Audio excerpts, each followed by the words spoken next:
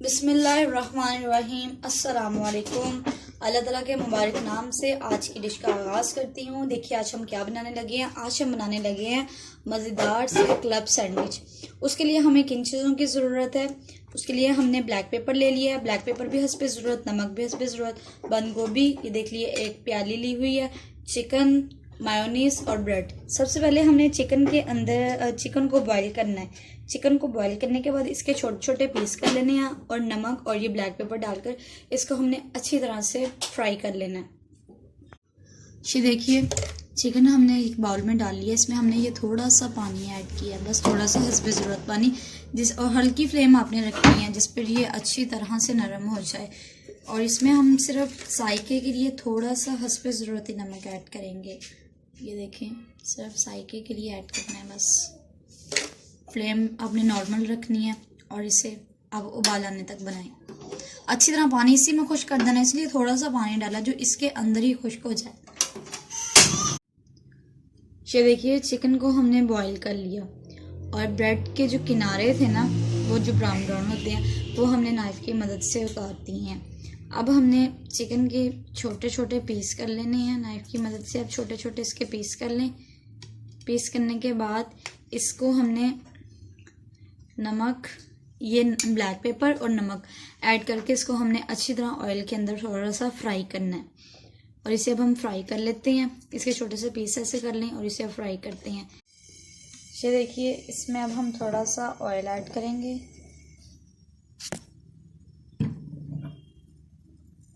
Black paper add کر دیں گے، یہ دیکھیے نمک بھی ایڈ کر دیں گے اور اسے ہم فرائی کر لیں گے اب اچھی طرح سے۔ اس میں ہم نے بلیک پیپر اور نمک ایڈ کر دیا، اسی میں اب ہم نے فرائی کرنا ہے۔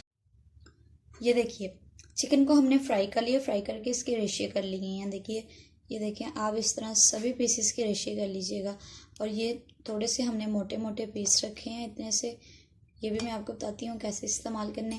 مایونیز میں ہم نے تھوڑا سا بلیک پیپر ایڈ کیا اور اسے اب اچھی طرح سے مکس کر لیتے ہیں۔ مکس کرنے کے بعد یہ جو بند گوبھی ہے یہ مایونیز میں ایڈ کر دیں گے، اور یہ جو یہ والا چکن ہے باریک ریشوں والا یہ بھی اس میں ایڈ کر دیں گے۔ ایڈ کرنے کے بعد اچھی طرح آپ مکس کریں۔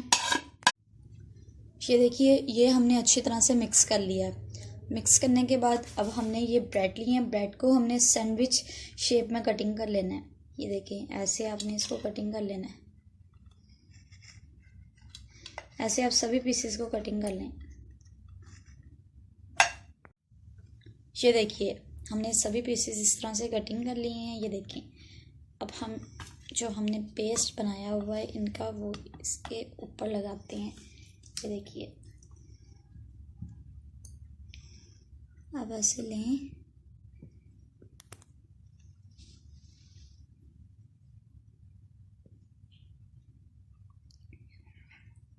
اور اچھے سے پھیلا دیں۔ باریک تہہ لگانی ہے، آپ نے زیادہ موٹی بھی نہیں رکھنی۔ اگر موٹی رکھنا چاہتے ہیں تو رکھ لیں، اگر آپ باریک بھی رکھنا چاہتے ہیں رکھ لیں، ویسے زیادہ تھوڑی سی باریک ہی اچھی لگے گی۔ یہ دیکھیں اب یہ جو ان سے موٹے پیس ہیں نا یہ دیکھیں ایسے رکھ دیں یہاں پر۔ اس کے بعد پھر آپ اس کے اوپر یہ رکھیں۔ یہ دیکھیے آپ مایونیز ڈالنا چاہتے ہیں تو اس کے اوپر آپ ایسے ڈال سکتے ہیں۔ اس کے بعد پھر آپ اس کی تہہ لگائیں، پھر آپ یہ ایسے اس کو پھیلا دیں۔ اسی طرح آپ نے دوسرا پیس بھی بنا لینا ہے۔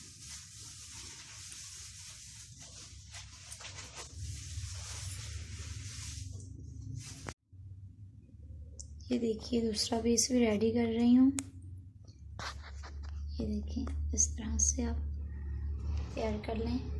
بہت زبردست ہے ڈش، سمپل سی ہے اور اتنی زیادہ چیزوں کی ضرورت بھی نہیں ہے۔ چکن، بند گوبھی اور مایونیز، بس ان تین چیزوں سے کلب سینڈوچ بالکل ریڈی۔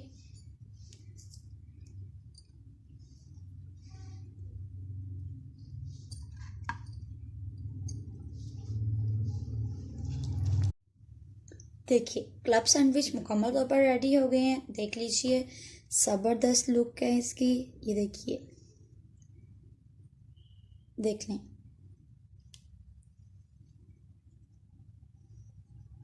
ہر اعتبار سے اچھا ہے ماشاءاللہ. گھر میں بنی چیز تو سب سے زیادہ بیسٹ ہوتی ہے، اور یہ طریقہ بھی بہت ایزی ہے. آپ اس طریقے سے بنائیے، انشاءاللہ بہت اچھی ڈش بنے گی. یہ دیکھیں دوسرے والا بھی آپ دیکھ لیں. یہ دیکھیں